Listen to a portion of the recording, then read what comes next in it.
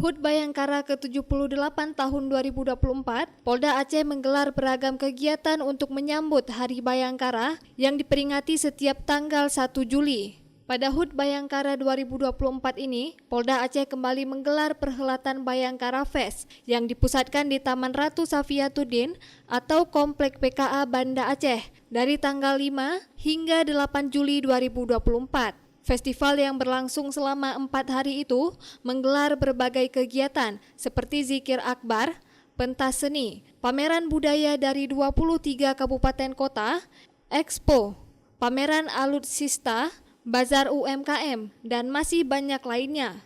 Ketua Panitia Bayangkara Fest 2024, Kombes Pol Winardi, saat melakukan pengecekan akhir di panggung utama perhelatan Bayangkara Fest mengatakan, event ini merupakan event pesta rakyat. Di samping itu, Bayangkara Fest merupakan upaya Polda Aceh dalam meningkatkan perekonomian masyarakat. Kegiatan Bayangkara Fest ini sengaja kita buat untuk dalam rangka HUT Bayangkara ke-78.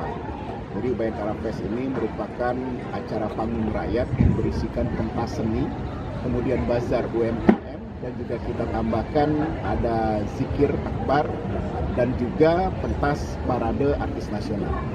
Nah, Bayangkara Fest ini bertujuan untuk menjalin silaturahmi masyarakat Aceh karena kita akan menghadapi 2 event, yaitu PON. Jadi kita mengedukasi masyarakat Aceh bahwa kita jadi tuan rumah PON, berharap masyarakat bisa menjadi tuan rumah yang baik. Dan event kedua adalah Pilkada di November 2024. Pilkada ini tentunya kita mengharapkan silaturahmi antar masyarakat bisa jadi solid.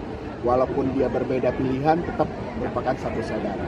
Pembedanya dari tahun kemarin adalah di tahun ini kita ada kompetisi hip hop dan beatboxer internasional. Dan jadi sudah banyak hip hop dan beatboxer dari internasional dari negara lain yang hadir di sini.